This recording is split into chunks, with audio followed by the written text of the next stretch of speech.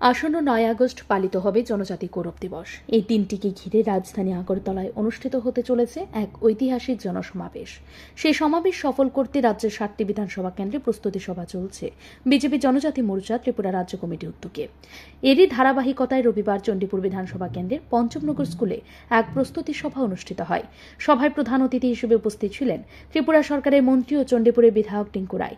সভায় আরও উপস্থিত ছিলেন জনজাতি মোর্চার ঊনকোটি জেলা সভাপতি পূর্ণমোহন দেববর্মা, বিজেপি জেলা সভাপতি বিমল কর, সহ সভাপতি স্মৃতি দেববর্মা, জেলা পরিষদ সদস্য অহিরানী দেববর্মা ও রাজ্য কমিটির সদস্য জোসেফ দার্লং সহ অন্যান্য নেতৃত্বরা। এদিনে প্রস্তুতি বৈঠকে জনজাতিদের উপস্থিতি ছিল চোখে পড়ার মতো। তবে ৯ আগস্ট আয়োজিত জনসভায় তাদের অংশগ্রহণ কতটা ব্যাপক হয় সেটা এখন দেখার বিষয়। সভায় বক্তব্য রাখতে গিয়ে জনজাতি মোর্চার জেলা সভাপতি পূর্ণমোহন দেববর্মা বিরোধী কংগ্রেস, সিপিআইএম এবং তিপ্রা মথা দলের বিরুদ্ধে তীব্র আক্রমণ শোনান।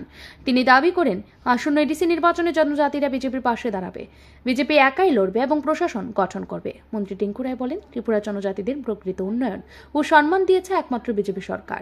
বিরসা মুন্ডাকে জাতীয় সম্মান দেওয়া হোক কিংবা দেশের প্রথম জনজাতি রাষ্ট্রপতি দায়িত্ব গ্রহণ, সবটাই সম্ভব হয়েছে বিজেপির শাসনকালে। তিনি আরও জানান, চণ্ডীপুর এডিসি এলাকাগুলিতে ব্যাপক উন্নয়ন সাধিত হয়েছে। প্রধানমন্ত্রী আবাস যোজনার মাধ্যমে বহু জনজাতি পরিবার বিনামূল্যে ঘর পেয়েছে। প্রত্যেকটা চা বাগান এলাকাতে তাদেরকে ভূমি জমি পাট্টা দেওয়া হচ্ছে। আমরা জিজ্ঞাসা করি কোন পার্টি করছে, তারা গরিব মানুষ, এই দেশের নাগরিক, তারা এই দেশের জন্য রক্ত জল করছে, প্রতিদিন খাটছে, আমাদের এই রাজ্যের দেশের উন্নয়নের জন্য কাজ করছে। আমরা তাদেরকে জমি পাট্টা দেওয়ার সময় একবার জিজ্ঞাসা করি না কোন পার্টি করেছে। আমাদের মনে বলি চা বাগানে একটা ভদ্রলোক বাগানের মেশিনের মধ্যে পড়ে তার মৃত্যু হয়ে যায়, একবার জিজ্ঞাসা করি কোন পার্টির মিছিলে যায়।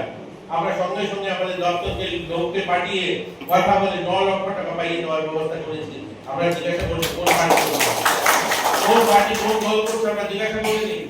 আমরা এই চণ্ডীপুর বিধানসভা জনজাতি এলাকায় ওই আমাদের আছে জোসেফদা আছে, জোসেফদা এলাকায় ওই চিনি বাগানে আধুনিক মাঠ তৈরি করেছি। আমরা ট্রাইবেল ওয়েলফেয়ার দপ্তর থেকে প্রায় 5.5 কোটি টাকা খরচা করে মাঠ তৈরি হয়েছে। উদ্বোধন করবো, আপনাদের নিমন্ত্রণ থাকবে। 8 তারিখে আমরা সেই মাঠে মন্ত্রী বিভাগ ডেভেলপমেন্ট থাকবে। আমরা একটা ফুটবল টুর্নামেন্ট করবো, প্রীতি ম্যাচ হবে এবং আমাদের স্কুল দপ্তর থেকে, স্পোর্টস দপ্তর থেকে সেখানে ছোট বাচ্চাদের টুর্নামেন্ট হবে। আমরা মাঠ উদ্বোধন করে আপনারা যাবেন। জনজাতি এলাকায় আমরা জানি যে আমাদের এই এলাকাতে জনজাতি যারা ছেলেমেয়েরা রয়েছে তারা ফুটবল ভালোবাসে, তার জন্য আধুনিক একটা ফুটবল মাঠ তৈরি হচ্ছে। অনেকগুলো মাঠ তৈরি হচ্ছে।